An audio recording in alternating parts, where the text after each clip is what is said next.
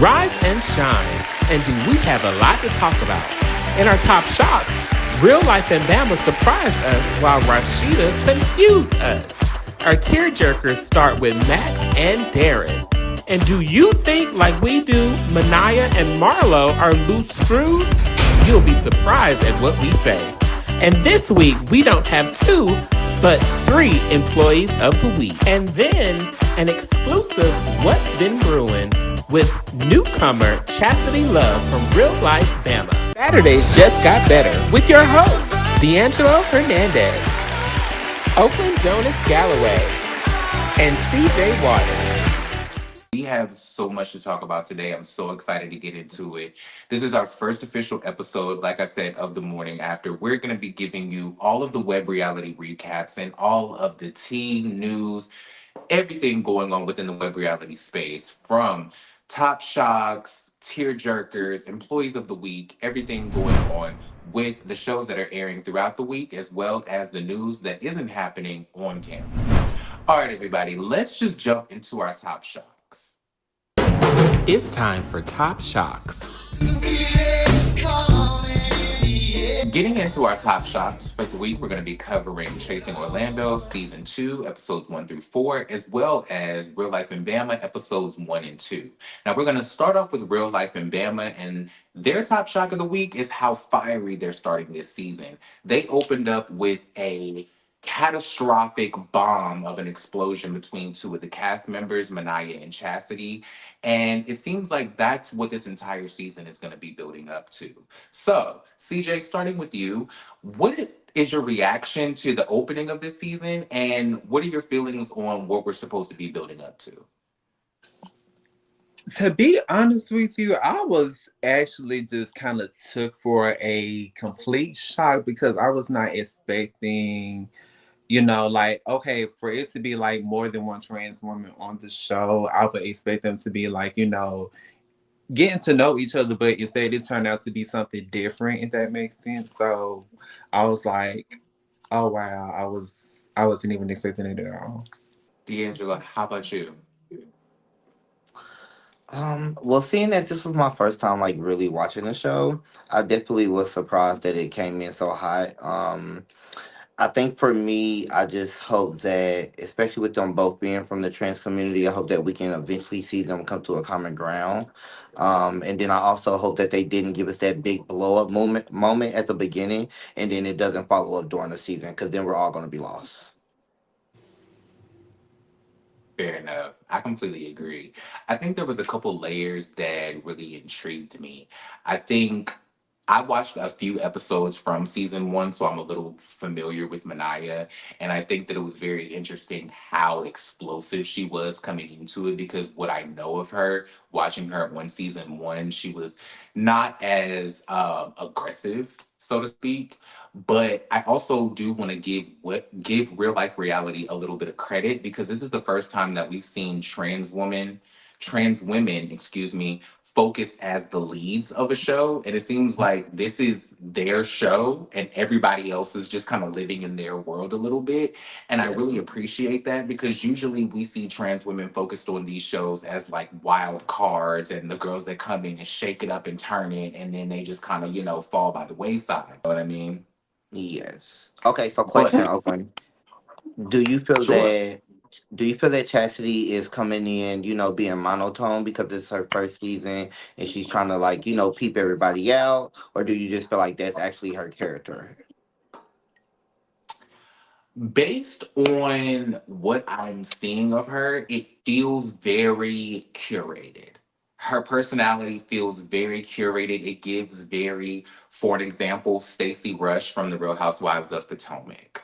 It's Mm, very like, oh, I'm coming in and I want the audience to see me in this very specific way. So I'm going to speak yes. like this, and I'm going to hold myself like this, and It's I'm going like to respond like this. she's trying to But play it I safe. just, it just feels devious. It's like she's trying to play it safe, but it's no way to play it safe at all. Not with that Absolutely. It cash. just, That's what it's giving. Not with that cash. You're there's not gonna be something able to play it about her safe. that feels sneaky. There's something about her that genuinely feels sneaky to me. And the more I watch her, the more I get that feeling that she's sneaky. And I just keep getting throw the rock and hide your hand. That feels like her thing. But we're going to see that develop. I'm excited to see where that goes. Speaking of trans women and trans leaning community, female representing community members, I want to jump over into Chasing Orlando and jump into the top shot for Chasing Orlando, which was episode 3, and Rashida showing up to her mother's house in full detransition, male presenting garb, persona, voice, all of the above. Um, Based on her presentation throughout the season so far, it's come across, at least in my personal opinion, that she's presenting herself as a trans woman. Based on the things that she said and the way that she presents herself. Do you think that the way that she showed up to her mother's house is confusing to the audience based on the climate that we're in right now? D'Angelo, let me start with you. Um, so I think that there could be two things there, right?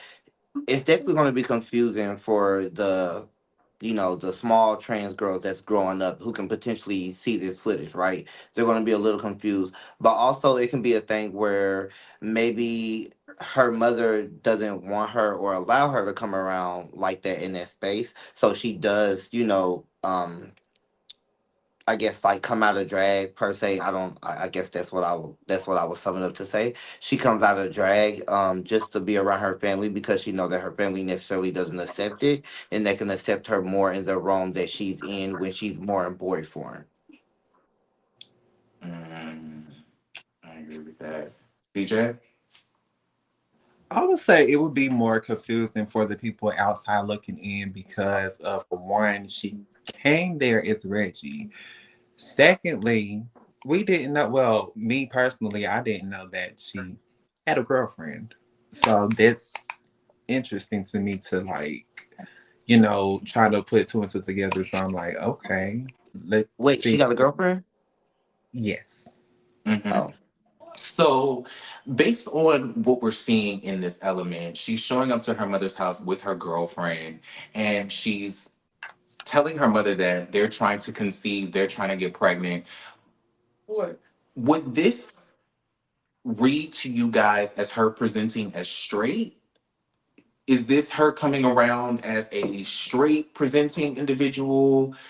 Is this adding to the confusion? How do you guys see her in this element? Okay, I would like to say that bi is a lie, and once you go gay, you'll always be that way. But I feel like that she's either two things. Like she was either bisexual or pansexual, so it could be possibly one of the two. D'Angelo? um, I'm gonna go with pansexual, and that's my point, and I'm sticking to it. You know, I I can go with pansexual only because I separate a person's gender identity and their presentation from their sexual orientation, right? So for me, my question lies a little bit more in how does she personally identify more so than what is she sexually attracted to? Because people can be trans, cis, non-binary, anywhere on the gender spectrum in between and still be straight, gay, pan, whatever on that whole separate spectrum. So I think for me, my confusion more so lies into is she trans? Is she cross dresser? Are you playing in dress? Like, what is happening because of the context that you put us in with the conversation with your mom? For me, the part that was most disturbing about it, like, if it was just you wanting to show up to please your mom in this moment, I could just take it as that your mom don't like you showing up in the regalia. So you show up as Reggie for your mom. Okay, I completely get that. But then you layer that conversation with if your girlfriend gets pregnant, which you're trying to do, now you get Reggie back full time. Mind you, she mentioned in her confessional in the episode that she had stopped taking her hormones because her and her girlfriend were trying to conceive. So it's it's leading me to a confusion of like, is there a detransition happening? Is there a difference of identity happening? Because how I took that as personally, I read her as Nutois, right? Which is on the trans identity spectrum of people who don't lie on a binary spectrum of male or female, but they do transition to look androgynous specifically. So if she's going to be transitioning back and forth, I would love to figure out more about that, but we'll talk more about that later. Let's move on to our tearjerkers. Now, for real life in Bama, taking it back, there's so much happening with this show, but both positively and negative. I want to jump into Arian and working with his mother on the modeling agency and their whole conversation about him coming into the group and being a part of this new public perspective. How do you guys feel about that scene and just the connection between this young gay man and his mother? Starting with CJ. I would say simply for me how I felt about it was that I would say this is the first show that I actually seen a cast member helping out their mom with something, that I guess I'll say with entrepreneurship pretty much. Like if they have like their own business or whatever, like their son supporting them and it's something different to see, like other than seeing like cast members from different shows showing their parents like how they got everybody with them. But to see him working with his mom actually that was something different for me to see. And how'd you feel, D'Angelo?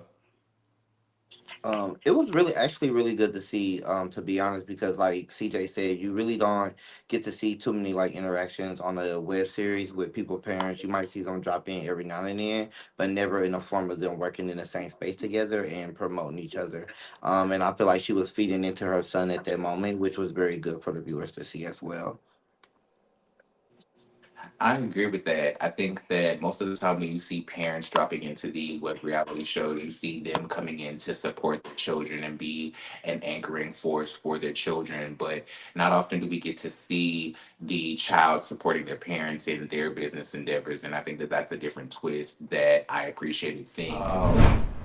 And when it comes to chasing Orlando, I wanted to get you guys a pin on Max and his bond with his father and seeing a gay man of color recognize his father as his hero. The scene that was the memorial that he threw for his father. I want to start with D'Angelo. How do you feel about that? Because, typically um I'm a gay of a certain age, and usually when I'm used to seeing parents and family members not be as supportive of LGBTQ children and family members and things like that. So to see that close connection with a father, how does that make you feel? How that resonate with you? Um, Well, honestly, if I'm gonna be honest, I was a little bit jealous. Like just to be completely honest, I was kind of Mm. jealous because I didn't have that dynamic with my dad. Growing up, or even still as an adult, I didn't have that dynamic. So I was very happy once for him to see that. But it kind of made me feel like, like, dang, why can't I have that with my father, But overall, I'm definitely like happy that he had that experience. I think that it's vital for you to have a male figure in your life. And I'm just happy that I was able to have my brothers in my life to guide me along that way, to show me how to be a man. But I was happy for him. Well, that's awesome. CJ, how that Um, resonate with you? how it resonate for me, I would say that you don't see very many people in the LGBTQ, especially gay males, have like fathers and such as his support him the way he does and accept him from him. And I can imagine like losing a father that somebody that you're close to. Like I can imagine like going through it. So that kind of made me like feel like sympathize with him a lot. So Let's move on to our loose screws. Mhm. Okay. Now, this is where the show gets a little messy. Specifically speaking of Manaya in Real Life in Bama, because she was the loose screw for the week for me, specifically because she was carrying the bone to Kwanzaa about chastity, feeling a type of way about Kwanzaa, saying that if you don't have any type of alterations to your body, whether it be hormone, surgery, what have you, that you're not a real trans woman, right? Do you guys feel that Manaya was being messy and purposely pushing that bone a little bit, or is it just me? D'Angelo, start with you. Baby Mona had her foot on gas, no brakes. Okay, she was definitely being messy. She was definitely, I don't know. I'm not a trans girl, so I can't really speak on that. But it was definitely given like, bitch, if you didn't have the surgery, I'm better than you, and you're not a trans girl. You're playing in drag. You're getting up in. You're a lady boy. That's what it was given in my eye. That's my personal Not little opinion. Latin boy in drag. Latin boy in drag. Very little Latin boy in drag. CJ? I honestly feel like she was coming off way too aggressive. I mean, aggressive when it came to that. And yeah, I honestly feel like she came off too aggressive when it came to that situation. So When Manaya brought the bone to Kwanzaa, I thought it was, fine, keep the story moving, let's get it going. But then once we got to the meetup with Chastity and Kwanzaa, and then Manaya came and was like, "Oh, I was surprised that it was over so quick. Oh, y'all ain't beefing, y'all ain't up." That's where it cued into me. I was like, "Oh, you were pushing for something. Like you wanted this to drag out a little bit." And so I'm like, oh, okay. So you want to move the drama to the other trans girls this season since you had all the smoke last season with Nicole. But okay, I get it. Cool.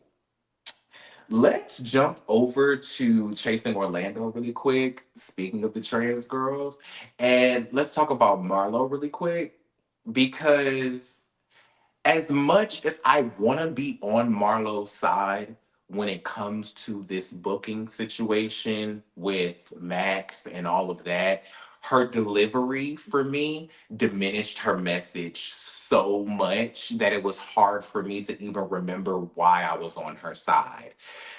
CJ, starting with you, talk to me about how you guys feel about her coming onto the show. And do you feel like her delivery is affecting how we're connecting with her on the show? yes, I honestly feel like it's her delivery because watching from episodes 1 through 3, like the way she came off at Max for one, it wasn't needed. Like it was the way that you could talk to him because he didn't come off to her as like, hey, there's some type of issue between the two because it really wasn't. But my thing is, I felt like she should have took a different approach instead of just going going full Right off. speed. So. Mhm. How about you, D'Angelo? Um, she definitely came in aggressive. To me, like looking back at it, it almost gave like she came in knowing that she almost had like a point to prove necessarily from like being a fan of the show and now being casted on the show. She came in with the energy like, okay, bitch, I'm here, I'm coming for you. You was one of the top girls last season, so let me come for you really quick. And I'm not gonna bet on it, but I guarantee you she is probably gonna get into it with half of the OG cast. And that's Guaranteed. just and that's something that I can just see. Because like I said, she kind of came in on 10. I think if she was able to like calm down a little bit, I actually think that she will be a favorite, and I think that we can actually see her for the people in her city see her as. Just bring it down to two. That's an interesting. Say what, CJ? I'm sorry. I'm saying bring it down to two. She'll be just fine. Okay. bring it on down before I get to blowing up on your way. No, but I think that she definitely does, D'Angelo, to your point, have the ability to be a fan favorite because Mhm. she, as a blogger, she kind of has the perspective of the audience Right. in a way, and she can come in speaking for the people watching the show and kind of have a unique eye. I think that Marlo's problem is she spends too much time trying to prove herself instead of trying to prove her point. And so we get lost because you're coming in with so much at once. Like you're coming in with so much dip on your chip, mama, that it's like we can't even focus on what you actually talking about because we're so busy focusing on you cussing and hollering and screaming and throwing stuff in people's faces and running out of doors and you walking around barefooted. It's just a lot. It's Because to really just a me, lot. She when I from the tell Pork Gene Projects. she would like I tell you, she be at like one of them aunties they be ready to argue about every single thing, and I'm like, girl, it's not even that serious. Like, It's very that. It's very much the auntie that we love to hate at the family functions because you know she gonna mhm, stir the shit up, but you know she gonna take it too far. So it's like And right, we she love watching it, what you put but on it's your like you plate. gonna give us too much. like, I don't know. We we gonna hey, have to figure that out. We're gonna have to figure that out. But I We're gonna think give her grace for that now. We're gonna give her grace and let's see what she does for the rest of the season. Hopefully our perspective of her change, you know. I hope her presentation changes so that I can change my perspective. But on that note, let's scoot on down to our employees of the week. Come on, Okay, employees of the so for week. real life in Bama, I just would love to say how Kwanzaa came into real life in Bama as a newbie to this cast, but a veteran to the overall platform of real life reality was very interesting to me because she was a new person on this cast, but yet as I watched her interactions with the rest of the cast, it felt very much like all the other people interacting with her were very much like, oh, like wow, we're with the OG here, like we're with one of the big girls, like we're with one of the top dogs. How did you guys interpret that?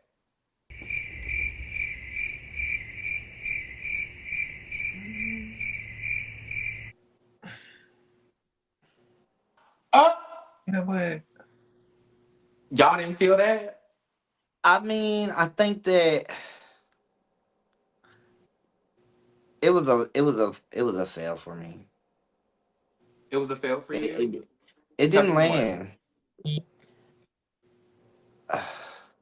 I think that it didn't land because one, she gave the energy that she did want to come in and kind of meet the new people, but also she's already good with the OGs, right? She's already good. Like she don't need Mhm. to make friends with the newbies. And then it kind of gave that because she barely popped up with any scenes with the newbies when they came to their group scene. She barely was there. And it just gave like hey, I'm here. I'm back for season two. CJ, how did Kwanzaa make you feel? I'm gonna say the same thing, but more like she was basically giving mentor, and they were the mentees. So Mhm.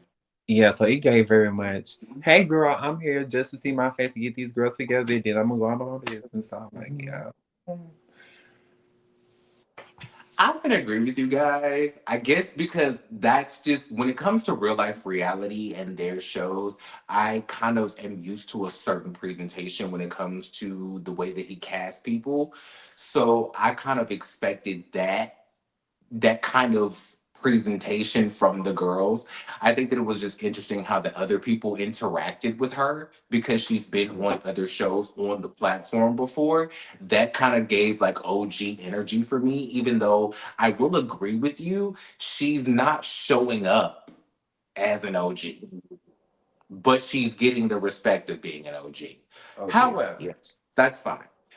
We'll see how she develops moving forward because I like her as a person. I just want her to look like she wants to be there more, if that makes sense.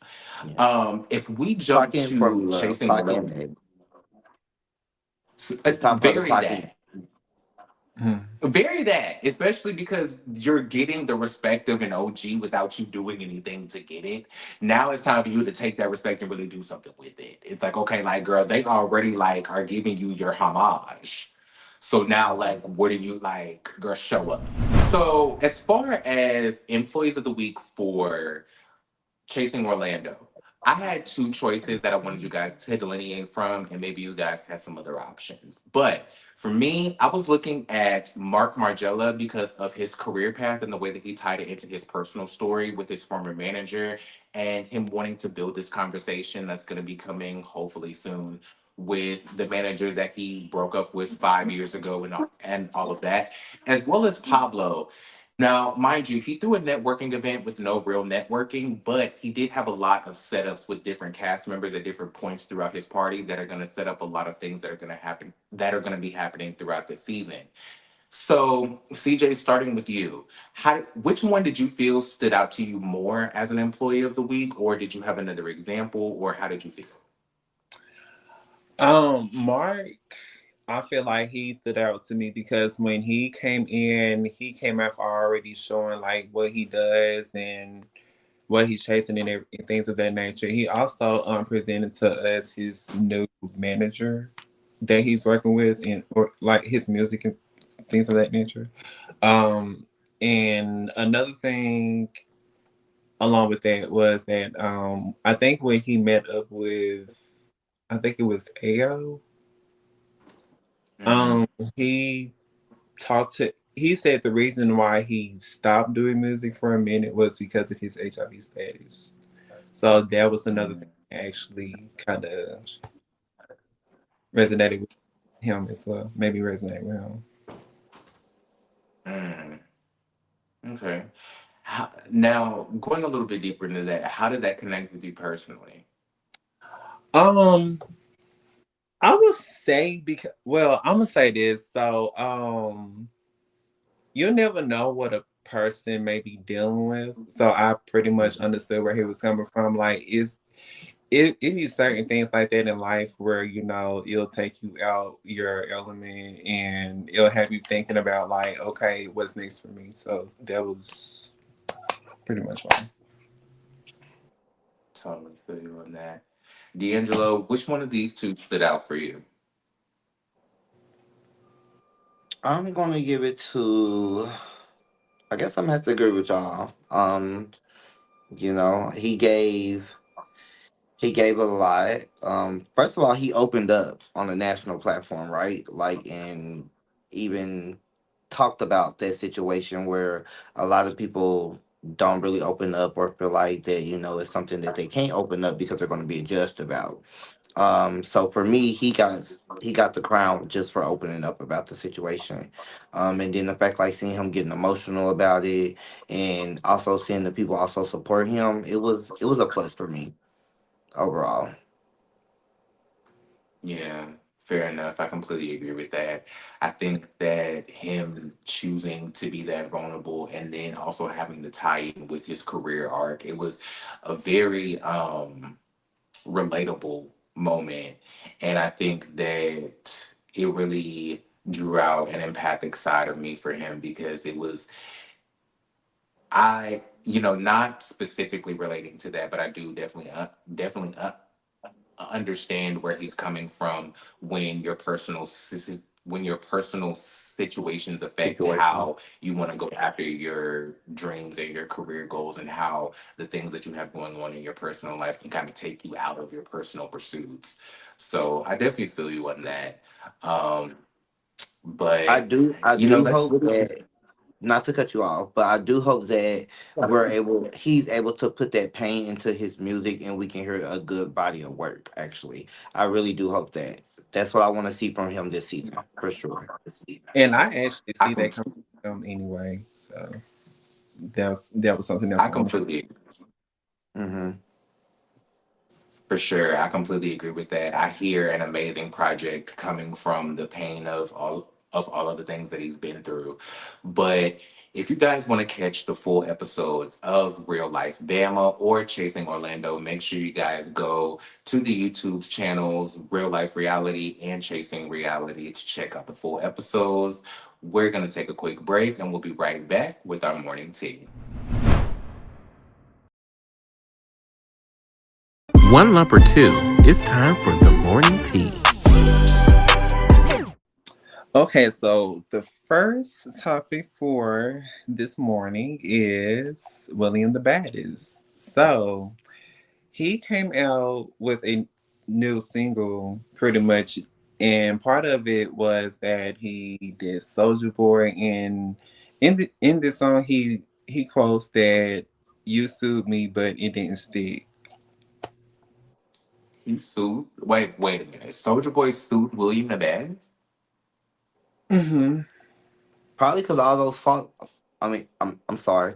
Probably because of those claims that he made regarding Soldier Boy, trying to get at him, being in the DM, or their alleged relationship, quote unquote. You know, um, hey, I mean, if I was Soldier Boy, I'd probably sue his ass too. And the next T that we have on the docket is that B Baby Lindo was arrested for DUI according to TTB. Da, da, da. So, folks, web reality TV personality B Baby Lindo, who you might know from Chasing Reality's show Chasing Orlando season 1 and season 2. Okay, well, he was arrested for driving under the influence. Oh yes, our favorite bootylicious Hispanic prince was pulled over. He was pulled over on October 25th at like 2:45 in the morning. And when cops pull you over and they assume that you are under the influence, they make you get out of the car and they do all types of sobriety tests and things of that nature. And well, they did all of that. And apparently, B Baby Lindo's, his alcohol level was over 0.15. Clank, clank. My God. Oh my All I'm gosh, you saying guys. is, Karen is going to jail. No. Um, All these I girls going to just, jail, okay? I think it's horrible. I think it's sad. You know, um, I don't know. I just terrible choice, terrible decision. I don't know if it's attached to anything that he's personally going through or if he just made a dumbass decision to drive drunk when he went home from the club. I don't know. But I think that, luckily he's okay. Nobody was hurt, nobody was injured. But hopefully, this was a lesson that was taught to him early before he has to go through more ramifications of his actions. Hopefully, this is more of an isolated incident, more so than a symptom to a problem. You know what I mean? all I'm gonna say is to anybody that thinks about getting too drunk, it's like if you're thinking about like turning up like that, please take a Uber. Like I recommend that highly. Call a friend. Take a Somebody Uber. Take a Lyft. Call a friend, call call on in a Jesus or friend. stay at home. Or stay at Even home. Taxi still even better, just exists. stay at home. Don't even think about going out. Fair enough. Don't think Like about going. it's just not worth it. It's just not worth it's just never worth it. I'm sorry. It's just never worth it to drive intoxicated. But shout out to the BBL. Ooh, to the who? B Baby Lindo. The BBL. Oh, Oh, okay. Y'all didn't I clock thought you. that? I was like, I was like, I mean, I love a good BBL from time to time. It just depends. So, hey, I mean, as long as it doesn't smell like BBL, we're good. okay. On a recent episode of Real Life in Philanthropy, Alabama, Cedric comes into one of the scenes with a shirt and wanted to know if he was fab or not.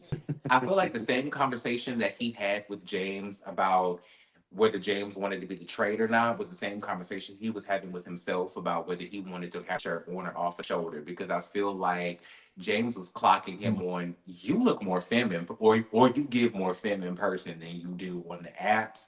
And that's what this shirt off the shoulder is giving. It's like, oh, you were giving more butch than you were queen. And now I'm like, I'm confused by what you're giving. And that's why he was so offended and it went up the way that it did.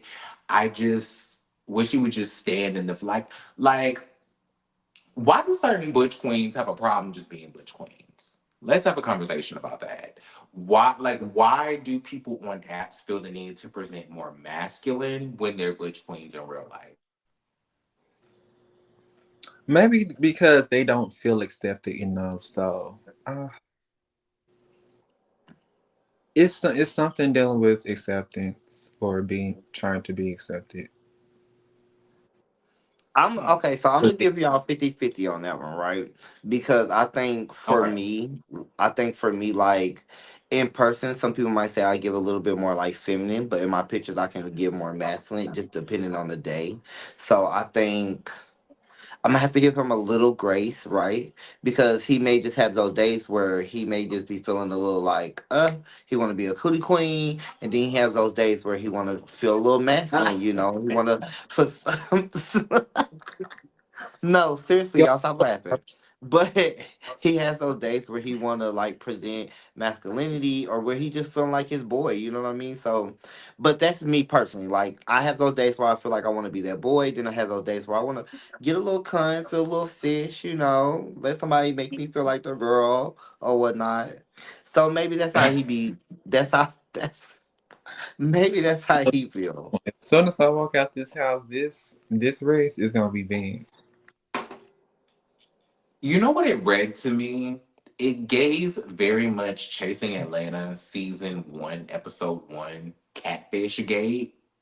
I don't know if you all remember, but it gave very much.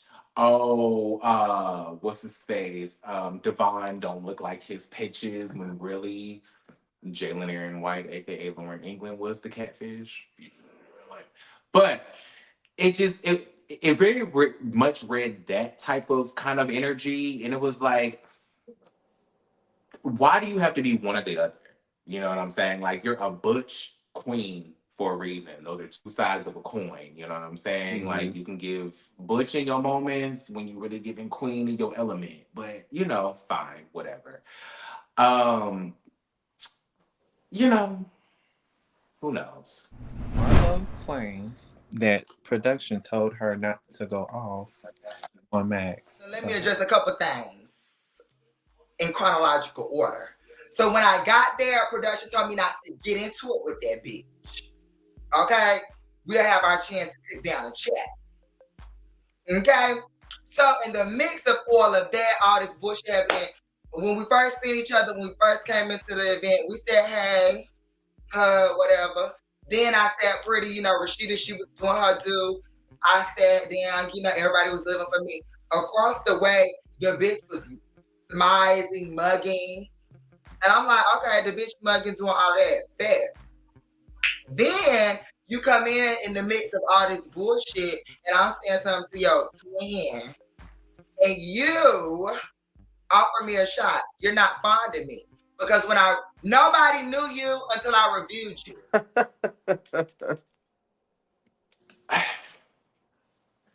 Miss Mamas I was feeling. Okay. Miss I Mamas told was y'all feeling good. the Mamas auntie was that feeling loved good. to argue. Okay.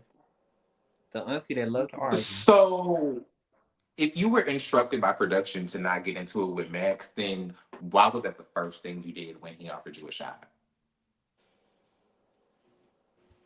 Because she had already asked what she had already knew.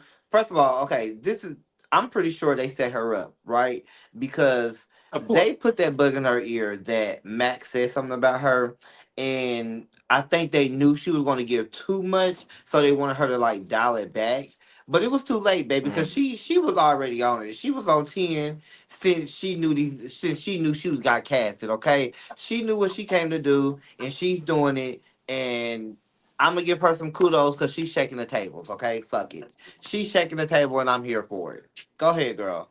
Just take that scarf off next time you get on the interview. No shade. She might shift the table, Right. but she left in crumbs after Marlo gave her a free consultation during the you know confessionals. Oh, you know, I just wish that Marlo was able to present herself in a way that was able to present her point before it was able to present her anger first, right?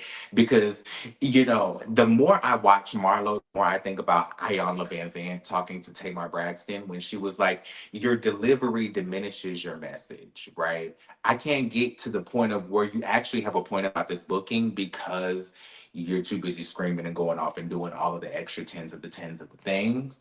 So, it's just it's hard for me with her. All right, and the last thing that's on the docket for this morning is that Endario, the CEO of Chasing Reality, posted a video of him addressing the lack of support within the platforms.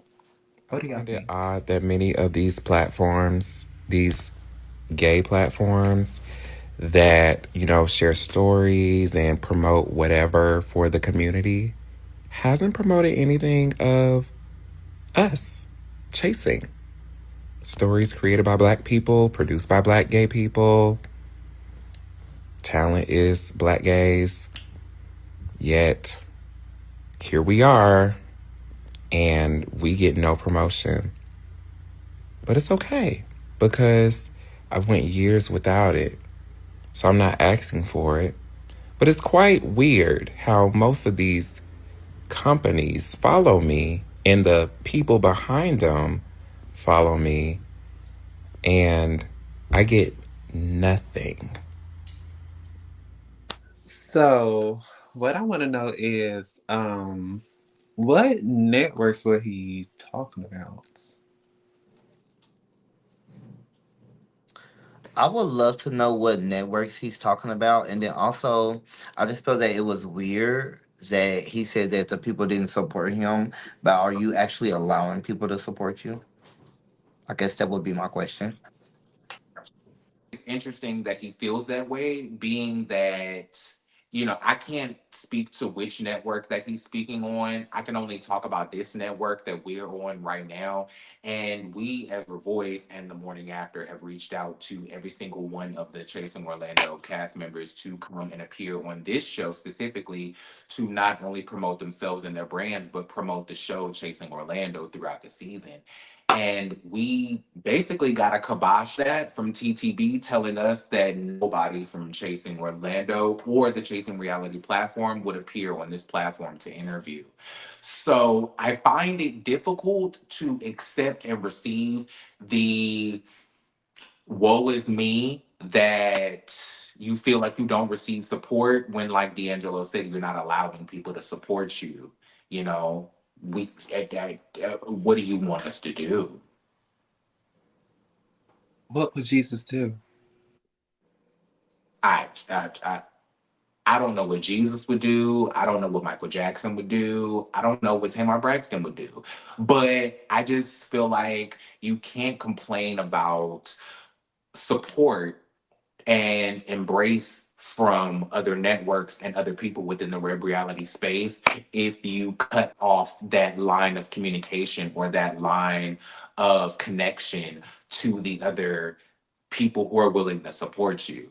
I mean, the web reality space is already small enough as it is, but when you, what seems to be, in my personal opinion, is spitefully cut this particular network and this particular show off from promoting you and supporting you in the way that we would like to outside of just talking about your show.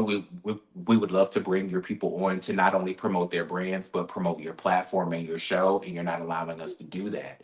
So I would love to know, what support is it that you're actually looking for?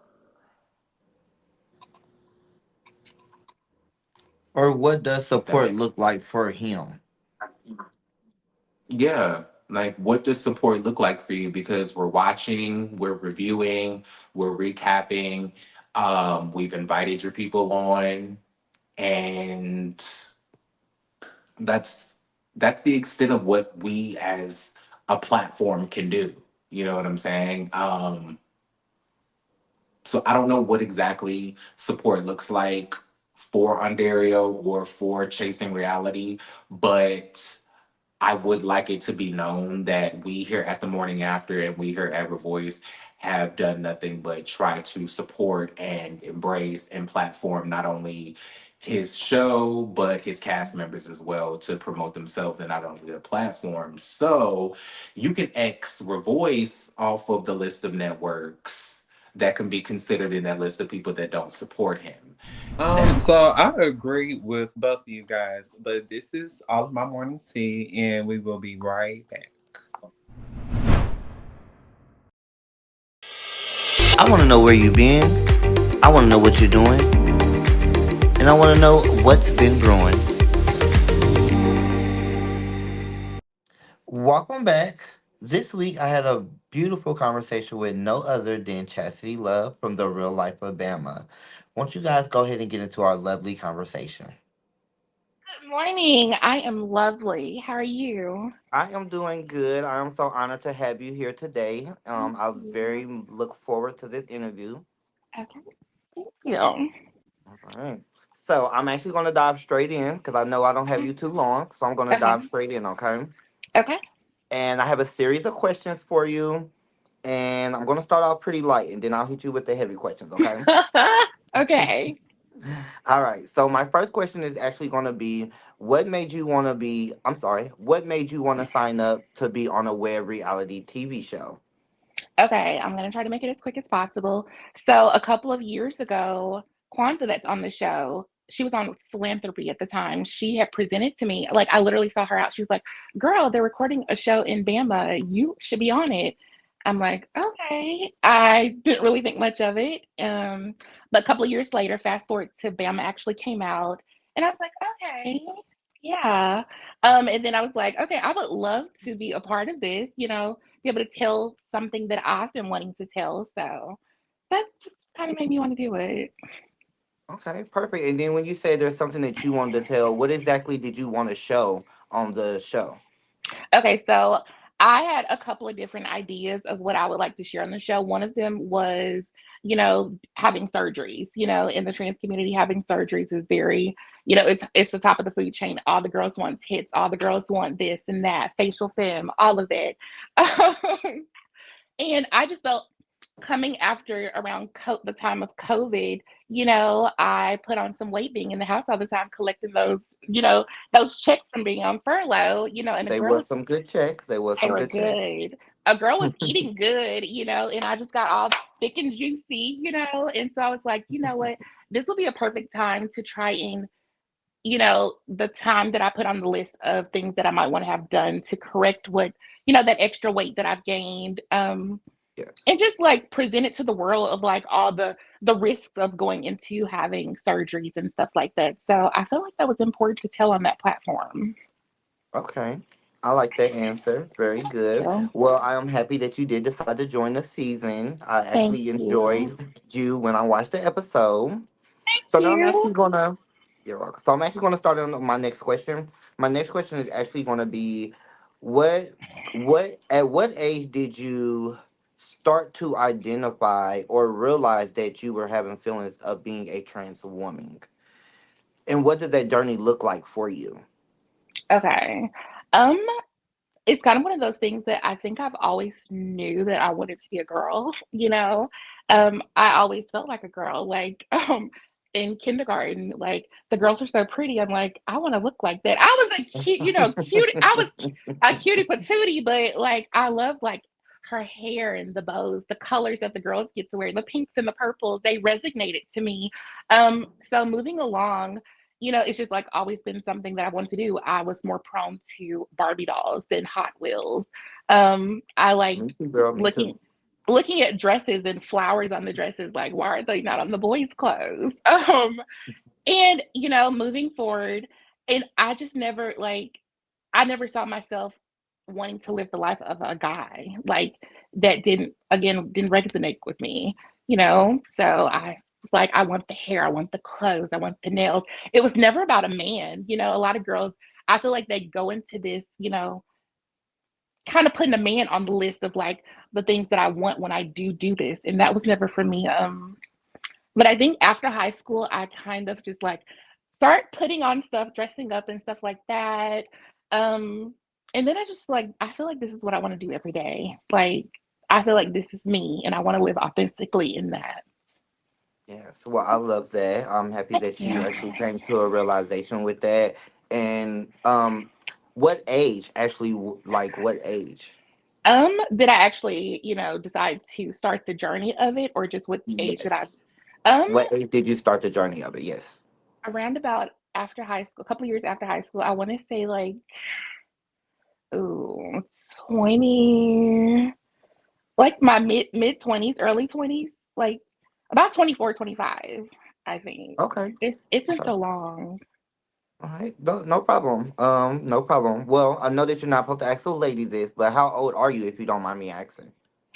I'll just leave that for you all to guess. Okay. All right. Well, I'll take that as a good like answer. Well, you still like look good no matter how old you are. thank you. Like Paris Hilton say 21 forever. 21 forever. All right. So now the questions are going to shift a little bit. Okay. Are you ready? I think so. Yes. Well, let's take a drink. Let's go. So I want to know, who is your least favorite cast member? I love everyone equally. They all bring something different. So okay, but let's just be real about it.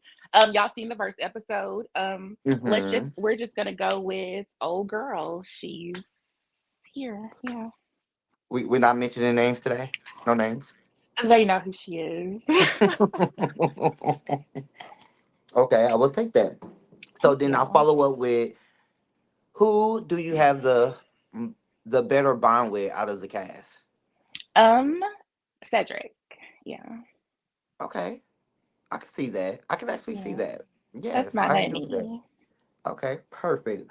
Well, how do you feel about, my next question is, how do you feel about Kwanzaa backpedaling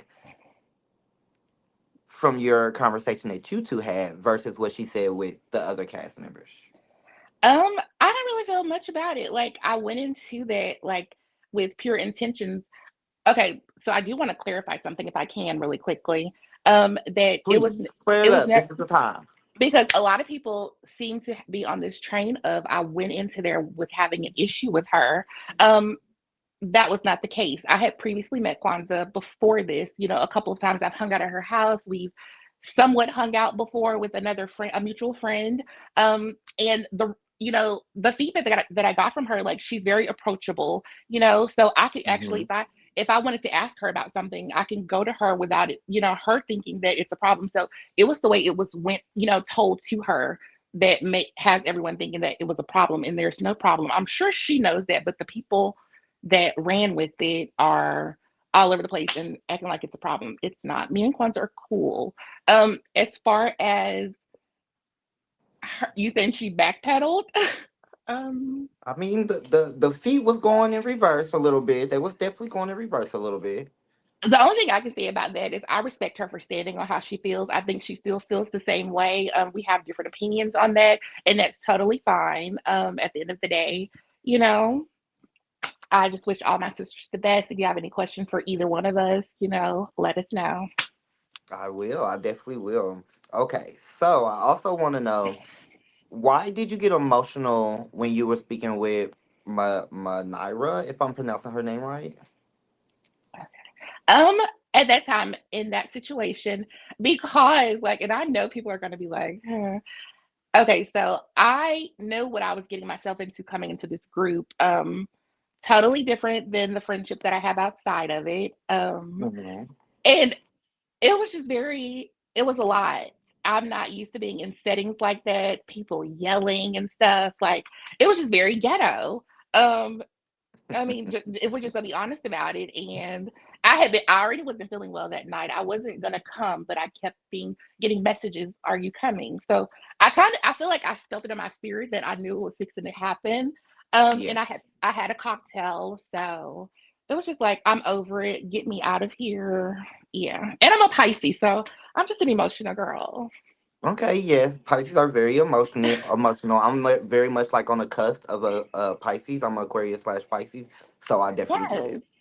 And one other thing, like, I didn't like the fact that I think I've heard people saying that made me look weak because I cried. I'm human at the end of the day. Like, they just don't get, we're totally two different, we're different people. Like, it really irritates me, the people that are making comments like that. No, that doesn't make me weak. I feel like I'm just human, I explain. If you get how I just explained that, you probably would understand a little more. So, whatever. Right.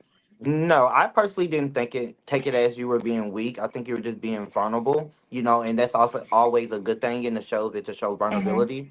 And Of so you course. definitely did that. So Thank you got an you. A+ in my book for that, okay? Thank you, babe. Okay. Well, I am also. We're wrapping up with the questions. As I told you, I know Okay. you have a busy schedule. Okay. So, what my question is to you, since this segment is called "What's Brewing," what do you have brewing, and what is coming down the pipeline for you? Well, something that I actually wanted to tell, one of the something that I've been wanting to do for a very long time is adopt a child. That's Okay. been very, it's been tapping me on the shoulder like, girl, you said you're going to do it. You know, you want to do it. So that's one of the important things that I wanted to do. I actually wanted to show that on the platform at one point, but we just went in a different direction, even though I think that is something that's really important in our community if you do actually want kids. So that's like one of my biggest things right now that I'm focused on. I just got into interior decorating for Airbnbs, so I'm super excited about that.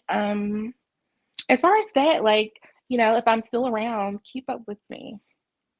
Definitely. Well, I definitely hope you're still around, and I definitely will keep up. This will not be the last Thank time that you you. hear from me. So, definitely keep the books open and check your DMs, okay? I will. All right. Well, Miss Chastity, I had a pleasure interviewing today, and thank you for joining our podcast. And I look forward to seeing you for the rest of the season. Well, guys, I really enjoyed that conversation with Miss Chastity, and so now we are actually going to go into our final segment, our helping hand. We are back for our final segment. This is our helping hand, where we give one cast member from one show a helping piece of advice to help them shine or get through their season a little bit better, or just to give them some encouragement along the way.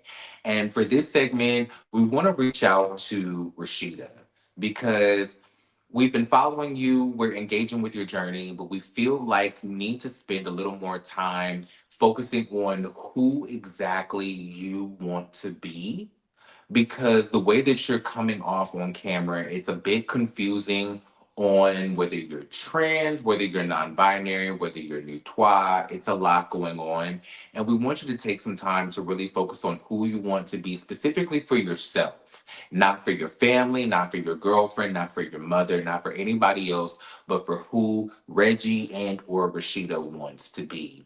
Because we don't want you to come onto a platform like this, like the web reality space, and not only present a confusing presentation of who you are, but give a mixed message of what it means to transition in this space, especially in this climate. So I believe that I speak for all of us when I say just take some time to really do some introspective work on who you want to be, who you truly are, who you see yourself as, and who you want to present to the world. And yeah, that's about it. But that has been our show. This has officially been our first episode of The Morning After. And I appreciate every single one of you guys for tuning in. I appreciate D'Lo and CJ for being here to hold down the fort with me and to give you guys such an amazing program. We will see you next Saturday and every Saturday at 11 a.m. Make sure that you subscribe to the ReVoyce YouTube network and The Morning After on all of your podcast platforms. Like, share, and subscribe. And we will see you guys next week. Thank you all for being here.